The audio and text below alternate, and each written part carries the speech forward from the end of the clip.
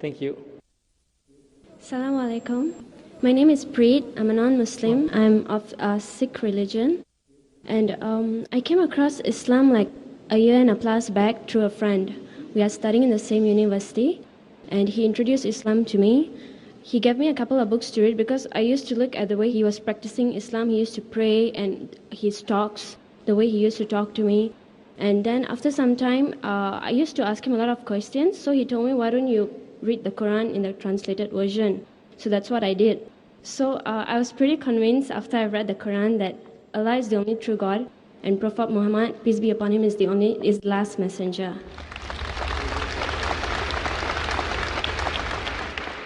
But after some time, my parents came to know about it, and they are very religious. So they are very unhappy that I was diverting into another religion. So they decided to take me to the temple to renew my faith.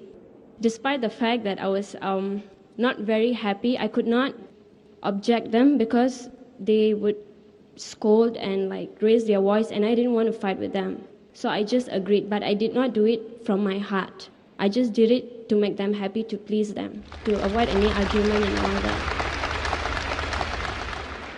So now I actually want to ask you for an advice. What do I do? How am I supposed to convince my parents? How am I supposed to tell them that I believe this is the religion for me at least?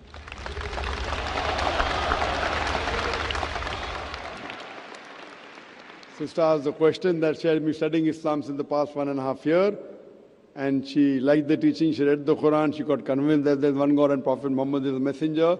And later on, when the parents came to know, they took her back to the temple. And though she unwillingly had to obey the parents, she's asking, how can I convince my parents? There is a talk I've given, and there's a book of mine, Concept of God in Major World Religions. Here what I spoke was only of 4 religions: Hinduism, Judaism, Christianity, and Islam. If you see my full lecture, it even includes Sikhism. Sikhism, sister, is a religion which came towards the end of the 15th century in the land of Punjab. It was founded by Guru Nanak Sahib. And what the scholars say, it's an amalgamation of many of the teachings from Hinduism and Islam. And it's a religion of 10 gurus. And if you read the concept of God in Sikhism, if you read the text, not the practice,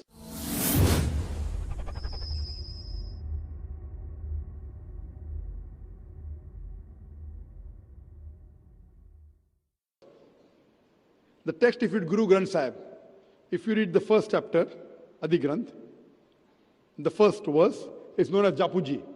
It says that He is true, He is not begotten, and He is most powerful, free from all wants, and has power over all things, and there's nothing like Him. So this of Japuji matches very closely with Surah Ikhlas, which I said. So theoretically, Sikhism definition of Almighty God is quite similar to definition of Quran Surah Ikhlas. That's the reason what Sikhs believe. They believe in, they give 2 names, Omkara, which has a manifest form, and Ek Omkara.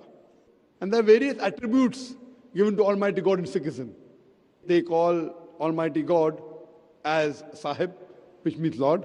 They also call Him as Rahim, merciful. They call Him as Kareem, beneficent. They call Him as Vaheguru, one true God. And Sikhism is against idol worship. It's against Avatarvada, Almighty God taking forms. It's even against idol worship. So the teachings of, as far as concept of God is concerned, theoretically is quite similar. Practically, they do deviate here and there a little bit. But otherwise, as far as concept of God is concerned, it is quite similar. What my advice to you would be, you can give the translation of the Quran even to your mother and father and ask them to read and tell them that, can you point out something which is not good or something which disagrees? So you have to be patient and you have to tell them, and you have to do the duty of a true believer. First, I would like to know that you did say that you read the Quran, and you did also say that you believe in one God, but you never said whether you accepted Islam or not.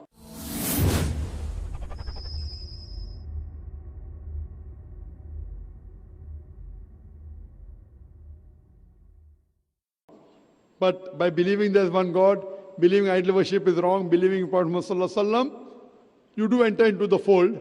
But whether you did accept or not, I'm not aware. I would like to ask you, sister, that would you like to accept Islam? Yes, I would like to, but at this moment, I would want to know how am I supposed to convince my parents first, because I don't want to do something like they are not of the knowledge. And I told my parents that if I'm going to take any step, I will inform you. You will be informed before I take any step. That's right. So what I would request you, as I told you, that you can give my DVDs to your parents. There are various DVDs. And I know that so much of misconception there about Islam that most of the non-Muslim would get afraid. Oh, you're becoming a Muslim, that means you're becoming a terrorist. No, you're going to follow a religion of terrorists, you're going to violence. In fact, I always recommend that anyone who becomes a Muslim, especially the youngsters, first thing I tell them that there should be a difference between your behavior, what you did before accepting Islam and after accepting Islam.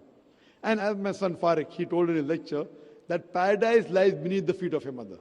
Even for you, sister, your paradise, even if your mother is a non-Muslim, paradise is there beneath the feet of your mother. Whether your mother goes to paradise or not is secondary.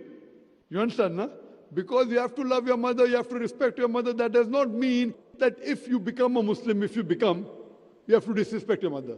So when your parents see the change, that fine, I have to request my daughter to do small things she never used to do. Now she's helping me, she's dabbing me, she's following my instructions. So you have to see that once you become a Muslim, there has to be a marked difference between your behavior, what was earlier and what was now. If previously you were a good daughter, now you have to be a better daughter. And when they ask you why, you say this is the teaching of the Quran, this is the teaching of the Prophet. So once they find a marked difference in your behavior, in your kindness, in your obedience, if you are following 50%, try and follow 99.9 or 100%.